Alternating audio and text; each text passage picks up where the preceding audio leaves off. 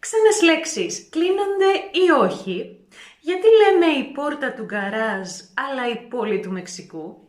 Η χρήση ξένων λέξεων δεν αποτελεί καινοτομία της δικής μας εποχής.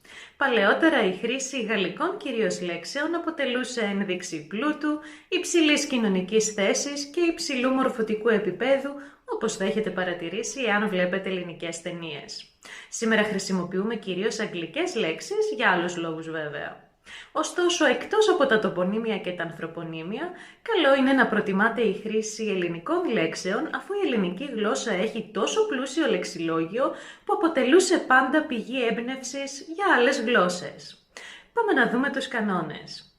Οι ξένες λέξεις που λήγουν σε α, ήτα ή όμικρον, αυτές οι λέξεις δηλαδή που έχουν καταλήξεις που απαντούν και στην ελληνική γλώσσα, κλείνονται κανονικά.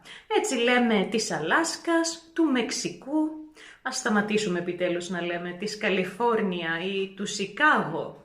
Τα τοπονύμια που λήγουν σε γιώτα, Αμάλφι, Ελσίνκι και άλλα, δεν κλείνονται. Εξαίρεση αποτελούν το Βελιγράδι, το Βουκουρέστι και το Παρίσι. Οι λέξεις που έχουν καταλήξεις που δεν υπάρχουν στην ελληνική γλώσσα, γκολ, αλκοόλ, γκαράζ, μπαρ, δεν κλείνονται.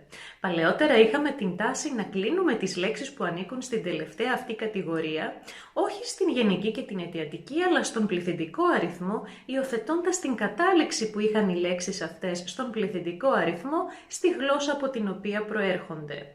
Επειδή όμως είναι αδύνατο να γνωρίζουμε όλοι τον πληθυντικό αριθμό όλων των ξένων λέξεων και για να αποφεύγονται ευτράπελα όπως το φόρουμ, τα forums, σήμερα οι λέξεις παραμένουν ίδιες και στον πληθυντικό αριθμό.